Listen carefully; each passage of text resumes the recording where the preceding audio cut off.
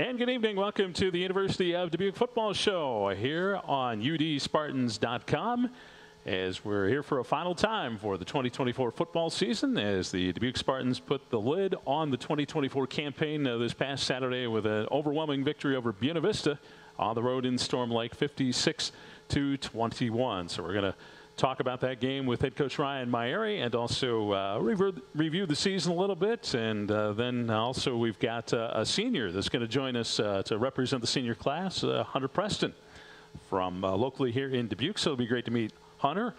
Coach Myeri, thanks for coming back here, and great to finish up the season with that W in Storm Lake on a windy day on the lake. The great part is the temperature was still good. It was crazy winds like we talked about earlier. If it had been snowing, we'd been in blizzard warnings because it was kind of wild out there.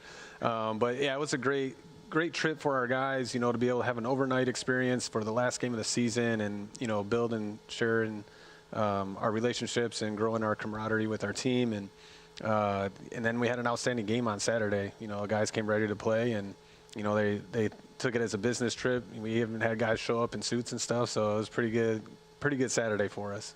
Yeah, we'll break down the game a little bit here, but offensively, you really had it rolling. I don't think you missed on a drive in the first half. You scored on every possession you had it in the first half. Yeah, up until like the very end, I think we might have kneeled it out right before the half or something like that, or we ran 2 run plays. But outside of that, yeah, we had a really good first half. We did a good job executing. We had a lot of quick, short drives. Our guys made good decisions. Joey did a great job getting the ball to the right guys in some of our RPO stuff. And we had guys that made the plays when their number was called. And that's what you ask for. If you can do that on a consistent basis, you're going to see those types of numbers and that success.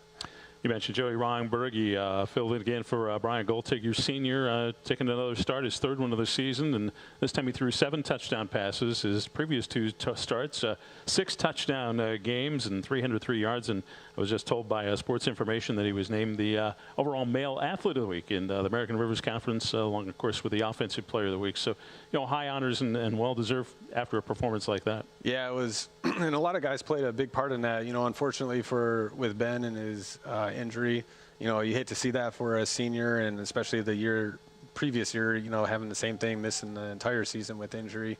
He did a great job though, leadership-wise, and helping kind of coach Joey up. And Joey's done a great job of kind of taking some of that leadership from him and spreading that with the team. And then we had a lot of guys that stepped up. Our O-line played great. We only had 1 sack on the day, and that was probably more on Joey than it was on the O-line. He's trying to extend the play, and I don't think he saw the guy behind him. And but outside of that, we had great protection, and then we had a bunch of receivers step up. We had multiple guys with touchdowns in that game, and we didn't have many busts, which was cool to see too. Like, in previous games we had some missed assignments, and I don't know if we had a missed assignment in the game on Saturday. Like, everything kind of just came together and guys executed their part. And I think if you ask Joey and anybody on our team, like, you get an award like this, get recognized, like, it wasn't just you. It was other people that allowed that to happen. Obviously he had to do his part too, but he had other guys that stepped up and made some big plays, which was cool to see. Another impressive stat when you look at the overall stats, 0 turnovers on the day, and you reduce those penalties down even further, and 5 penalties on the day. So those are good stats to look at. Yeah, we did a good job. It was a better job of protecting the football, and that was a big focal point for us through the week. In the previous game against Wartburg, we didn't do a great job of that, and you see the end result. We had some unfortunate penalties and then turnovers in that game, and then we weren't able to capitalize on some opportunities in the red zone. And then this week we're able to clean a lot of that stuff up, and then you reap the rewards of that. I think Buena Vista had 2, maybe 3 turnovers. Maybe it was 4 turnovers on the day. I didn't make a note of that, but I know the first turnover cost them points, and that's what you're always trying to do, and that maybe helped start the snowball there in the first quarter. Yeah, that was huge for us, and our defense played, outside of a couple series, played lights out. In the second half they shut them out. We've been a really good second half defense, which has been awesome to see. We did the same thing against Wartburg in that game, and able to shut their offense out in the second half. And in fact, the first half we were actually in pretty good control, and we had some self-inflicted wounds with penalties that extended drives. We had a drop pick that led to a score. But both the drives that we gave up scores on, I think we had 15-yard penalties and personal foul type stuff. And, and anytime you give a team an opportunity like that and then shorten the field for them, you put yourself in a tough spot. It was 42-21 at halftime, so you had pretty good control throughout the first half. They did come back and make it a 2-score game, but then after that, 0 points. Didn't score in the second half, so your defense really took charge in the second half. Yeah, we kind of did a little bit of strategy in terms of how things went, like with the kickoff and coin toss stuff. So we actually took the wind in the first quarter and the third quarter instead of receiving the football. So we kicked the ball to them both halves because we trusted our defense that they were going to get to stop. And we knew as the game progressed, the wind was going to die down. So by the fourth quarter, the wind really wasn't a factor. So I think that strategy played in our favor. We were able to get a stop right away in the first series, and then we did the same thing in the third quarter of the first series. And then from there on out, our defense controlled the game, and that was huge for us. Nearly 500 yards of total offense for you, just over 200 yards of offense for Buena Vista. So that tells you a little story of the defensive effort that you had there. Yeah, they swarmed to the football, and we had a ton of guys play on Saturday. I think almost not every guy that traveled played, but almost every guy that traveled got an opportunity to get on the field, and that was especially great for a lot of our seniors to get that experience, and for their last time to be out there to get all those guys on the field was really special. As we mentioned at the start of the show, it was a windy day. It was windy across the entire state of Iowa. So did that it didn't affect your passing game, obviously, but what areas did that weather maybe affect how the game was played? Yeah, I think when you think about it, it affects you more than if you just go and play the game. So, and that was one of the things we talked about Friday night was like, hey, we're both going to be playing in the wind. Like, let's take that off the table. Like, we're just going to deal with it. We're going to go play our brand of football and do what we do. And I think there was kind of a joke of like, oh, it's going to be ground and pound day tomorrow. And they're like, do you know Coach Myrie? Is like, that ain't going to happen. And, we trust our guys. Like, we were strategic with what we were doing and with the direction of wind that we were going. And our guys just played football. They didn't overthink it, and they were still able to do what we normally do. You did get 127 yards rushing on the ground, though. We did. That might be a season high. Yeah, we had some productivity in the run game, and it's not that we can't run the ball. It's just we run a lot of RPOs, and the teams give us a lot of pass game, and our quarterbacks do a good job of making the right decision in those scenarios. Well, you wanted to make sure your seniors had a great send-off, and statistically, some of those guys really did. You look at Cameron Bryce and Jamari Jenkins, each with 3 touchdown games, and Hunter Preston, who we're going to hear from a little bit. He got a touchdown catch to get you started. So, on the offensive side of the ball, we'll talk about the defensive side, but you want to see those seniors have something to really take with them from when they leave. Yeah, it's a great send-off for them, and I think Jamari ended up breaking, or I think he broke the tight ends record, and it's pretty cool because Coach Hookstead is his coach, and Coach Hookstead had the record before. So like his career touchdowns, they were talking about that all week. In fact, actually he caught the first one. Cameron Bryce comes out the field. He's like, Coach Hook, are you nervous? And Coach Hook's like, shut up, ZB. And then he ends up taking a screen like 70 yards or 61 yards for a touchdown on an awesome play. And actually it was really cool to see our guys hustle to try to help make that play happen. So like Bryce is running down the field, he has 100+ yard game and 3 touchdowns, but you see him trying to lead out, and then you got Hunter actually chasing across from the other side of the field and gets taken out by one of their guys. And it was really cool to see that, things that we've been preaching since day one of being a great teammate, and don't worry about your own accolades and numbers and all that stuff. That stuff will come to you if you do the other things the right way. And it was cool to see our seniors, showcasing that, especially in that moment. On the defensive side of the ball, you had some seniors play big games there too. And I guess I don't have each of these guys' classes, but I'm just going to the top of the tackle sheet. Mike Westbrooks, Stone Gorman, Jacob Garlick, Parker Nowitzki, those guys at the top of the tackle sheet there, and Channing Williams as well. Yeah, it was the two that you first mentioned, Mike Westbrooks and then Jacob Garlick, to see those two guys step up, because it's not like they're the first out on the field typically. And to have the game that they've had. And they've actually had little moments in the last couple of weeks of big plays, though, that might go unnoticed. And so it was really cool to see those guys kind of put their stamp on the game, and then also what's to come in the future, because actually those two guys can come back. So it was pretty special to see them kind of have some breakout opportunities these last couple of weeks, and hopefully that can help us in the future. Mike had a sack and 1.5 tackles for loss there. He had 6 tackles for loss on the day, it looks like, and 2 quarterback sacks. You got after Buena Vista's quarterback there a couple of times. But as you assess this victory, like you said, felt like you're on a pinnacle going up, and I think you're on that upward trajectory as you think about how you played the last 2 games of the season, even though the second to last game was a loss to a very good Wartburg team. Yeah, I think all of us had this expectation, and we've set high standards, which we should do, and I think we expected us to kind of go like that. I know I did, and when it wasn't going like this all the time, you kind of get like a little defeated, and it was more of like here and here, and then like as the season progressed, we were kind of in a steady climb, and that's when you're like, dang, I wish we could keep playing, because we're kind of clicking now, and you're seeing a lot of good things happen, and that should be exciting though for our guys, like going into the future of like, all right, I see what's in play here, what we're building, and it's about the journey and not the destination.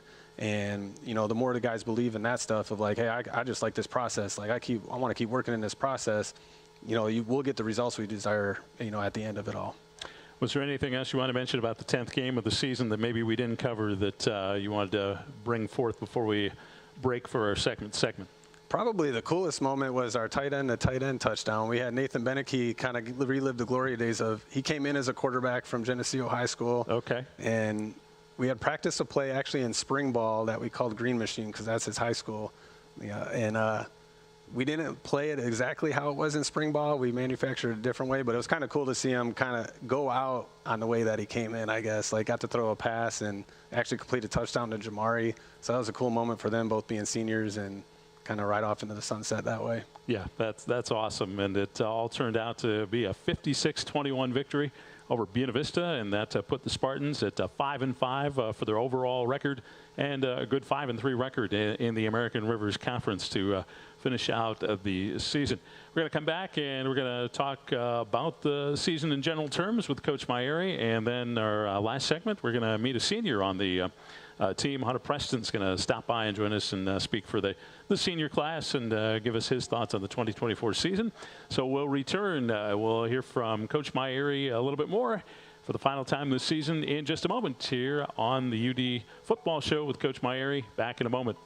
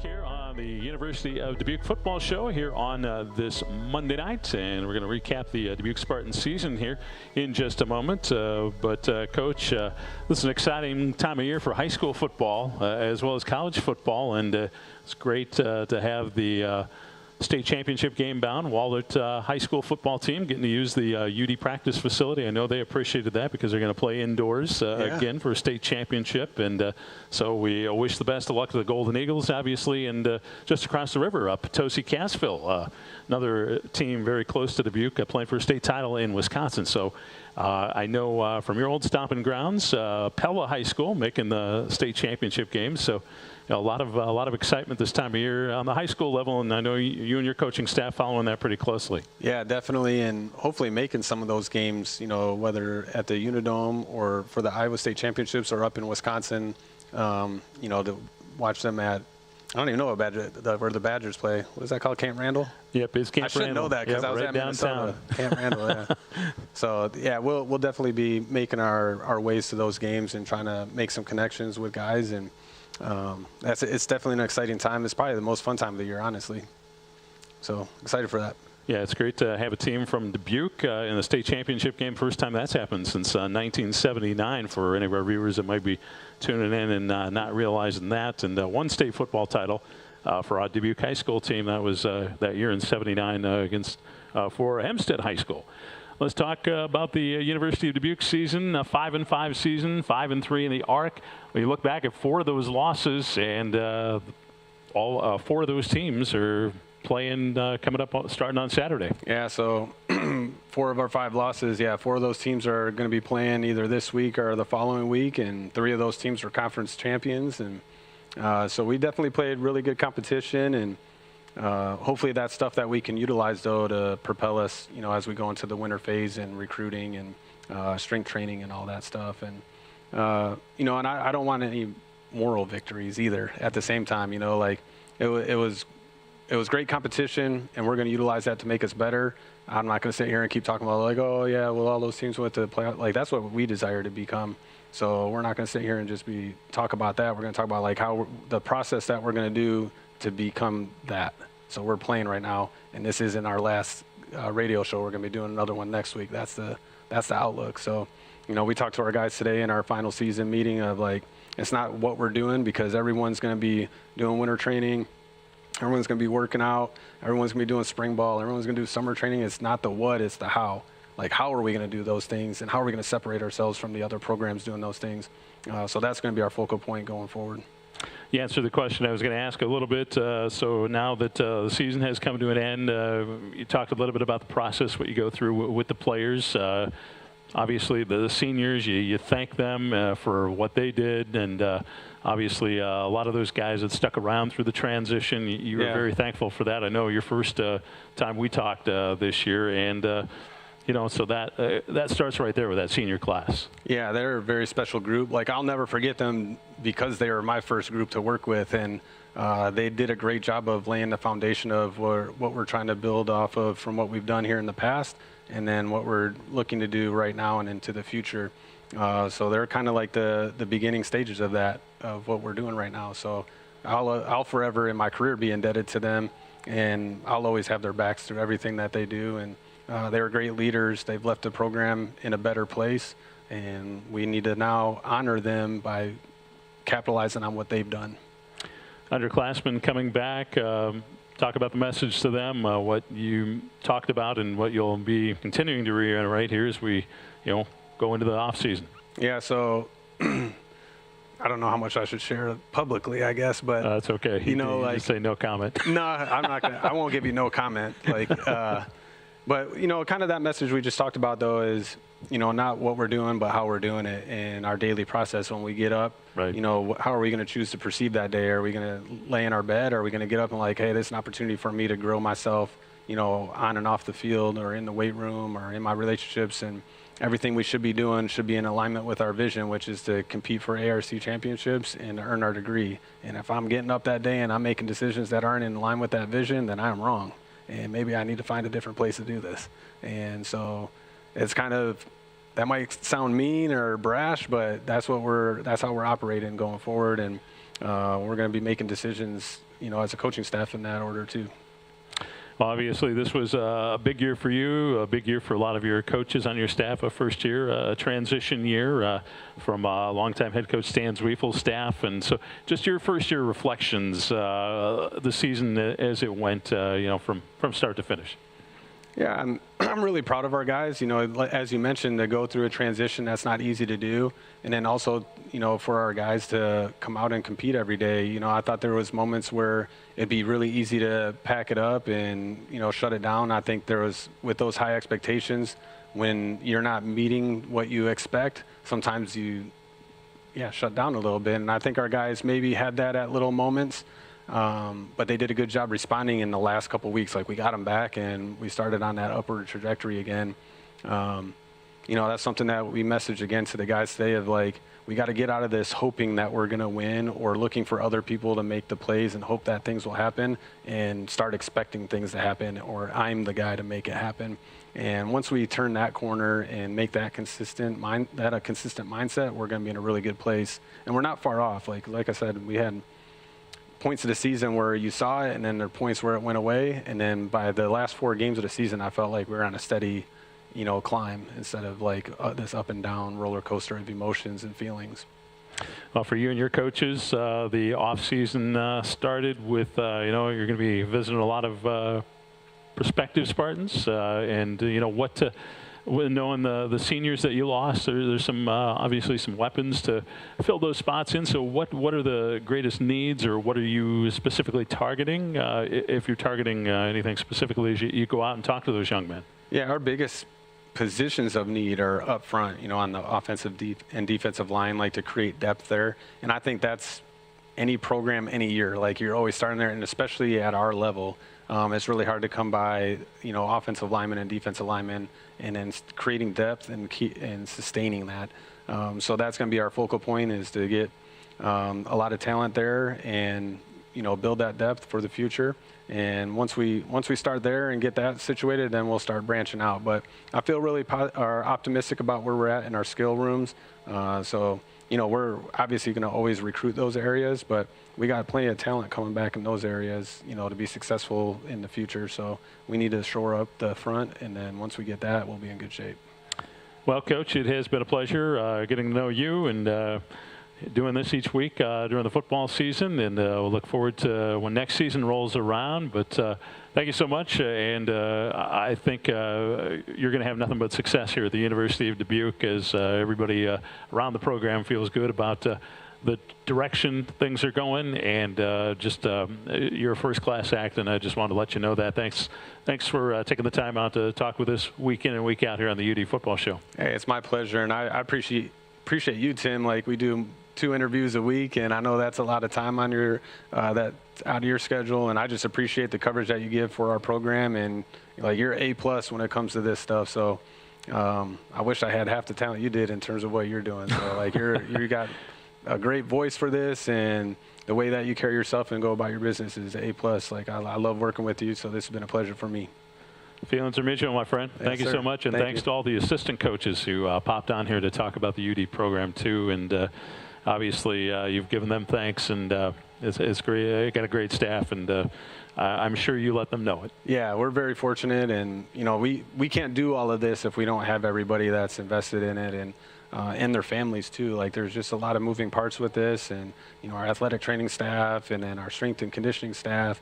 Our everyone has a piece in this. It's not just the football players and coaches or a coach. It's everybody. It's the whole campus. Everyone plays a part in our success, and how we approach everything matters to our success. So, Coach, we'll let you go here, but we've got Hunter Preston coming over here in just a moment, and he's one of the seniors that came over here, from Dubuque, a Dubuque boy, and you'd like to see more Dubuque kids, obviously, with some local talent, and maybe he's the guy that's going to, set the milestone for that. But just talk about him as far as one of your senior leaders this season before we get a chance to meet him. Yeah, if there's anyone we can model our program around, it's Hunter Preston.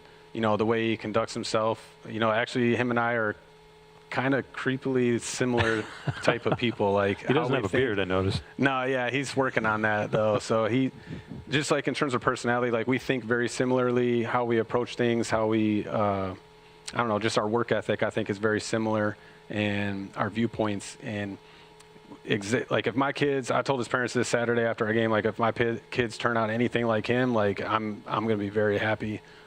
He just does everything exactly how I would want it to be done, and he's a great example for our program. If I could keep him in my whole career of coaching, I'd do it. I try to keep making sure he has another year of eligibility to keep leading our program, and that will be my next task, is trying to recruit him to become a coach for us or something like that, and stay involved, because he's just that type of guy. He's got a great charisma about him, always has a smile on his face. It's kind of amazing. He'll drop a pass. In fact, I had to yell at him he dropped a pass and he's running off the field and he's smiling, you know, at Nebraska Wesleyan. It was right before halftime, and I like yelled at him to focus, and he was like, did one of these, and he just, I wish I had some of that in me. Like, he's got a great personality in that way. It never gets too high, too low. Like, you always get what you expect from him, and he's just a special dude. Like, I can't thank him enough. He's a big reason why I chose to come here. In fact, I reached out to him. I was walking through a Walmart trying to figure out if I was going to choose to come here or not. And I'm like, you know what? I want to message Hunter Preston, you know, because he's someone that I knew coming into it. I remember him from high school because at Central they host team camps there, and Dubuque Senior would come down there. I remember him from that. I remember him from recruiting. So I was just like, I'm going to make a contact with him. And he kind of ended up selling me, really, at the end of the day. Like, he probably doesn't realize that, but I took the things he had to say into heavy consideration when I made my decision, and I owe him a ton. All right. Well, we'll look forward to having Hunter come over and say a few words about his season and the senior class when we return. But again, Coach Myrie, thanks a lot, and we will talk to you soon. We'll see you on campus. You bet. Thank you, Tim. All right, Ryan Myrie, head football coach of the University of Dubuque, joining us on the UD Football Show with Ryan Myrie. We'll come back and have the final segment as Hunter Preston will take us home for the season when we come back.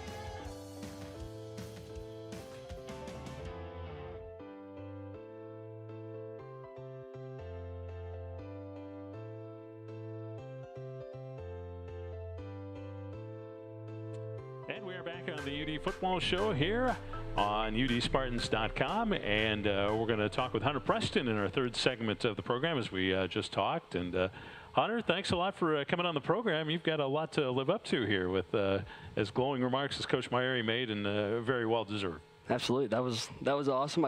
After he said that, I kind of want to get a couple years back of eligibility. So.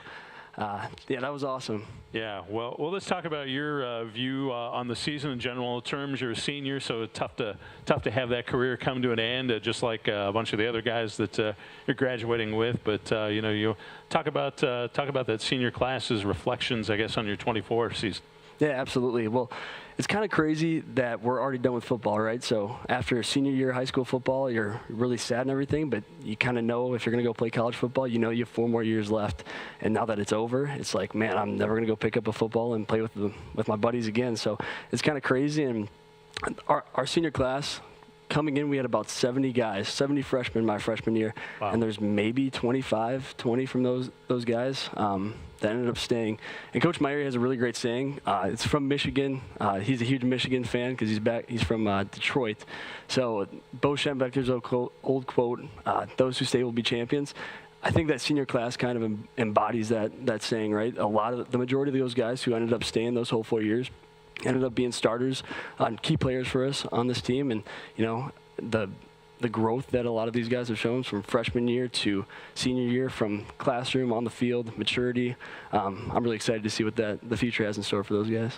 Well, in this senior class, special in that it is some of them a transition year. And so talk about that. I'm sure from the start to finish, you get a new head football coach, so you just wonder how things are going to go. But I know the transition for you guys was nothing but positive. Absolutely. Well, I even told Coach Myrie this when he was coming in. I was like, we were terribly nervous to figure out who our next head coach would be, because obviously we're used to Coach Weefel for the last 3 years and the way that he does things, and it's kind of like going into our senior year, we don't want to have that change that's coming in for us. And it ended up obviously being a really positive change. And I think everybody's excited about the direction of the program, and we aren't super excited about how some of these games finished out. We talk about the Kairos moments all the time. I know Coach talked about that a couple weeks ago on the show, but those defining moments, those games, if we turn about 3 of those plays a game over, and we're having a different conversation right now for sure. So yeah, it's crazy how football, there's probably 80 plays aside maybe, so you got 160, 170 plays in a game, but how few plays decide a game sometimes. Absolutely, we found that out a couple times here, and yeah, it's kind of frustrating, but overall, we're pleased with our experience at the University of Dubuque for sure. Yeah, well, as a senior, where did you see your most growth, I guess, as from your freshman year to now that you're at the conclusion of your career? Definitely in the last, 9 months or so, 11 months or so since Coach Myers got here, in terms of, just the overall ideal. He was talking about this before. We think a lot alike, so we kind of have these same ideas and attributes about ourselves. So kind of in terms of a faith-based perspective, he pushes you to be the best man you can be in that. And I'm really confident in the person that not only myself, but everybody's going to be in terms of being a husband, a father, and then going up in the real world with a job. I'm really excited for not only myself, but everybody else in the program.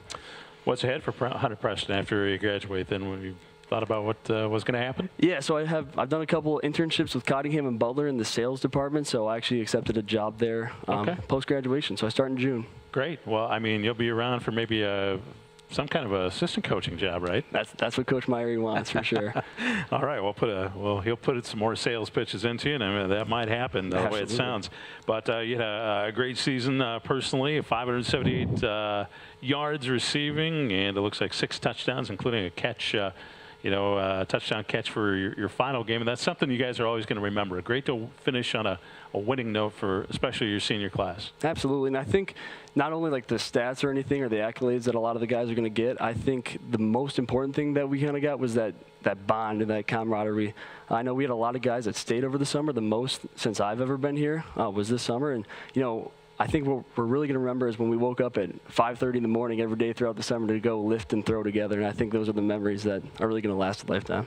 Well, Hunter, you're a great spokesperson for your senior class, and it was great watching you guys develop from our perspective in the booth. Jim Clore and I enjoyed it thoroughly, and congratulations on the career that you had, and thanks for coming up to share your thoughts on the 2024 season a little bit, and good luck to you in the future. Thank you.